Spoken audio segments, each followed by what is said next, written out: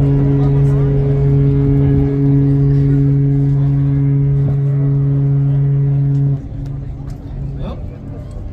we had our tranquility interrupted by the New England here.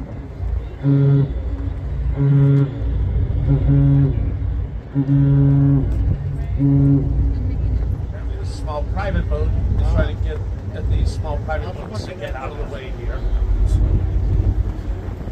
So the New England there, that's an oil tanker. Oil and liquid natural gas are the city's chief imports, and the chief export is scrap steel. She's riding a lot higher, so she has emptied out her cargo and is now making her way out to the open ocean. So she'll be going past Deer Island and hitting open Atlantic Ocean soon enough.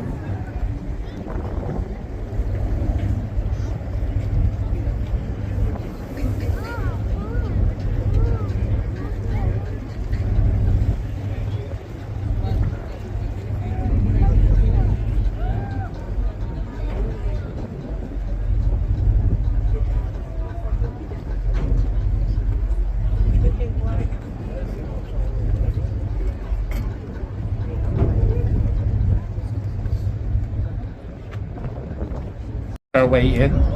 So folks, I'm gonna leave you for the remainder of the cruise to just enjoy this beautiful evening, get some photos of the sky and the city. Now, I'll be back just before we return to dock, and I'll be available if folks have any questions for me. Again, I'm up here on the top deck. Look for the man with the purple sunglasses and the khaki kilt. But other than that, folks, my name's Kevin. Thank you for joining us this evening, and enjoy the rest of the cruise.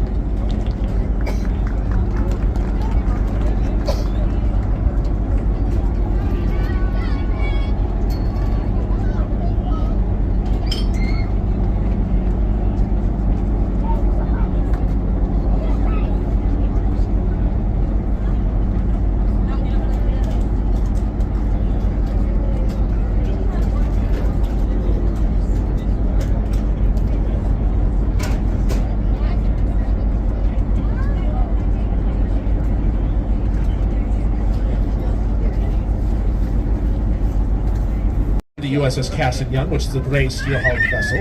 Oh, she is a Fletcher-class destroyer from World War II, built in 1943. She was the last American warship struck by kamikaze pilots during the Battle of Okinawa. During the battle, one of the pilots managed to get all the way down to the engine room, resulting in the deaths of 22 crew members. But the remaining crew acted the entire length of this 2.5-mile-long bridge, which, by the by, is a half-mile longer than the Golden Gate Bridge of San Francisco, believe it or not. Now, the other river that meets Boston Harbor is the Charles River, which we'll be coming to momentarily. But sitting right between these two rivers here is the city of Charlestown. It's in Charlestown that we will find the last shipyards to close in Boston Harbor in 1973, the Charlestown Navy Yard. In fact, much of the waterfront we're looking at here on the starboard side, this was originally all part of the Navy Yard before its closure. Back in its heyday, this Navy Yard was producing a new warship every month. Today, about 25% of the original Navy Yard has been preserved as a national park. It's home to two permanent residents, USS Cassin Young and the world-famous USS Constitution. Speaking of which, let's just check the time here, see how we're doing. We got 5 minutes, so we cannot dawdle. Now, for the Mystic, and there you have it. More apt name would be the Mistake River. And just ahead of us off our bow here, or starboard bow, we have this small little beige vessel that's about to pass us on our starboard side. This is a free shuttle to the Encore Casino and Resort. Or the Encore Casino is Boston's first and so far only casino, I should say Massachusetts in general. And that's fun.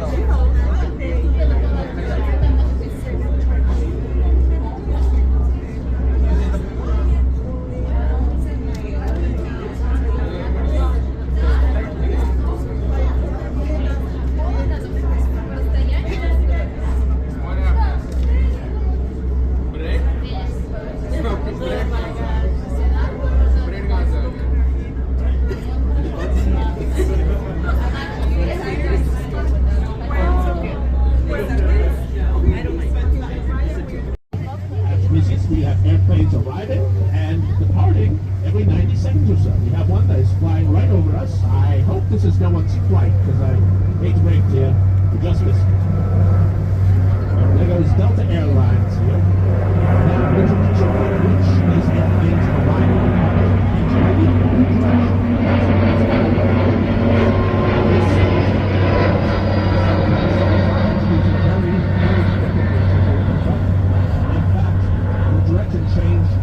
just about an hour ago.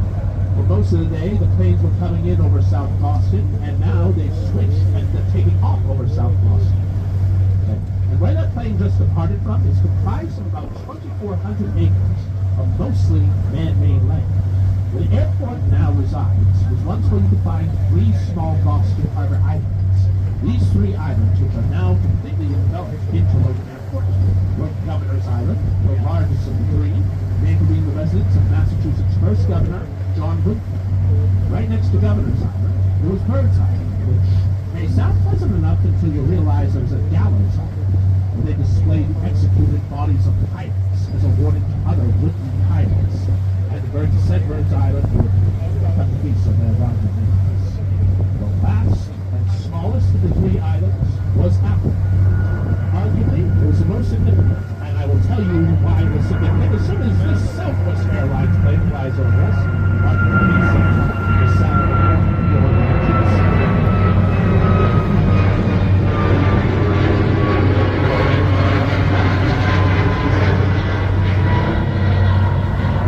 That is its guest. It was on Apple Island. The first samples of Apple, that shoulder building there on the waterfront, which you can see standing in front of a much taller Goodwin building. Hard to miss with that large glass overhang that juts out towards the harbor, and the gray staircase which runs up beneath it.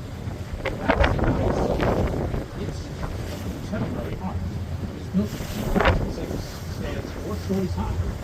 Until 2013, this was the tallest structure in this area of South Boston.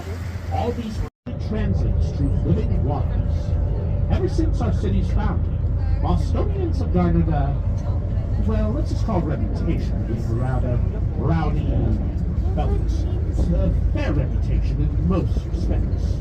But it is one particular incident of Bostonian rowdiness that will go on to reshape the very course of American history. So it's with this in mind that I'd like to draw your attention again off our starboard side. If you look past all these moored sail vessels, and right behind the Odyssey, which is pulling out for a dinner cruise there, as well as the Adirondack Free, the lovely sailing vessel, behind them, there's a rusty iron ground bridge, which is a turnstile bridge stuck in